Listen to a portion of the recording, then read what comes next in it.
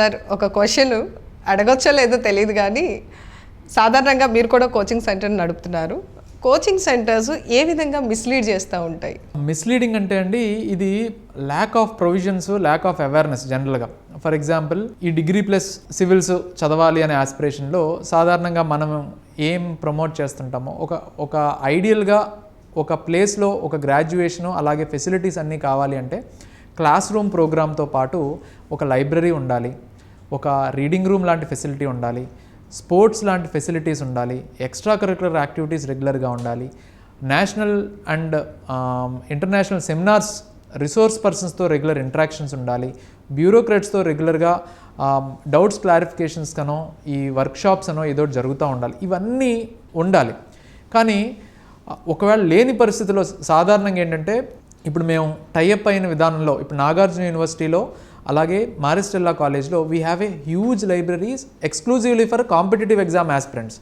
కనీసం ఒక 2000 నుంచి 3000 బుక్స్ ఉంటాయి ప్యూర్గా ఆర్ట్స్కి సంబంధించి. History, geography, economy, political science, international relations, science and ఇలా ఈ ఆర్ట్స్ సబ్జెక్ట్స్లో వీటికి 2-3 వేల బుక్స్ ఉంటాయి.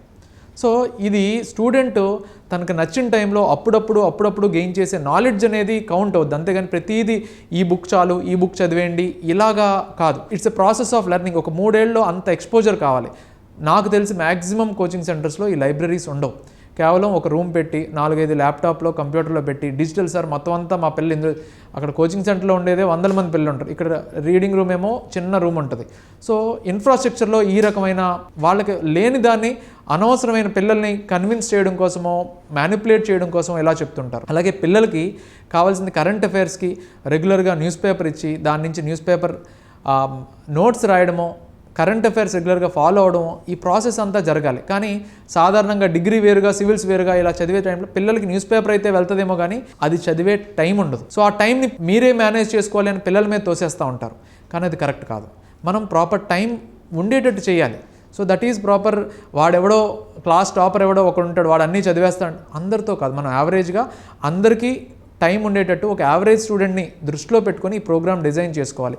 అసలు ఈ ప్రోగ్రామే 3 ఏళ్ల పాటు అందరూ డిగ్రీలు అయిపోయిన తర్వాత కోచింగ్ సెంటర్లకు వెళ్ళి ఒక సంవత్సరంలోనో చదివేదాన్ని మనం 3 ఏళ్ల పాటు కొంచెం ప్రెసిషన్తో, ఎక్కువ క్లారిటీతో, కాన్ఫిడెన్స్గా ఆ సబ్జెక్ట్ నేర్చుకోవాలి. ఎక్కువ టైం స్పెండ్ చేస్తే స్ట్రెస్ లేకుండా ఈజీగా చదవచ్చు అనే ఆలోచనతో మనం ముందుకెళ్తున్నప్పుడు ఒక యావరేజ్ స్టూడెంట్ని దృష్టిలో పెట్టుకోవాలి. కానీ కేవలం టాపర్స్ని బేస్ చేసుకొని మిస్లీడ్ చేయకూడదు.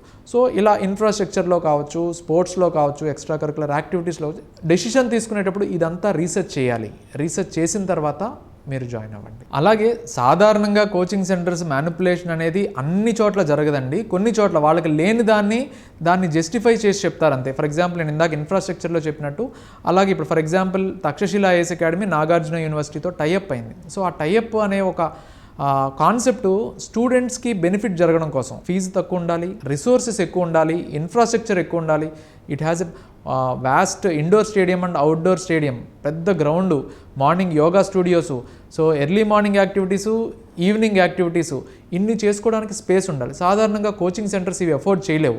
కాబట్టి ఏంటంటే వాళ్ళు దాన్ని మ్యానిపులేట్ చేయడానికి అవకాశం ఉంటుంది. ఇవన్నీ ఫర్ ఎగ్జాంపుల్ మాది coaching centre, but we have created resources స్టూడెంట్స్కి బెనిఫిట్ అయ్యేటట్టు మనం క్రియేట్ చేసాం.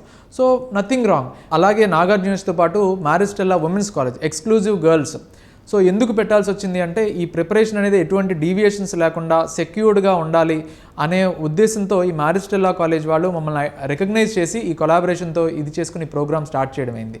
సో ఇక్కడ కూడా ఎక్స్క్లూజివ్ గర్ల్స్కి కావాల్సిన అన్ని కైండ్స్ ఆఫ్ రిసోర్సెస్, అన్ని ఫెసిలిటీసు అవైలబుల్ చేయడం జరిగింది. పిల్లలకి కూడా రౌండ్ ది క్లాక్ వాళ్ళకి ప్రిపరేషన్ కావాల్సిన అన్ని రిసోర్సెస్ ఈ పెద్ద గ్రౌండ్తో పాటు, ఈవెన్ ఎన్సీసీ, ఎన్ఎస్ఎస్తో పాటు అకాడమిక్గా స్ట్రాంగ్ అవ్వడానికి, అలాగే కాంపిటేటివ్ ఎగ్జామ్స్ ప్రిపరేషన్ స్ట్రెంగ్తన్ అవ్వడానికి ఎన్ని కావాలో అన్నీ కూడా ఇక్కడ అందుబాటులో ఉన్నాయి.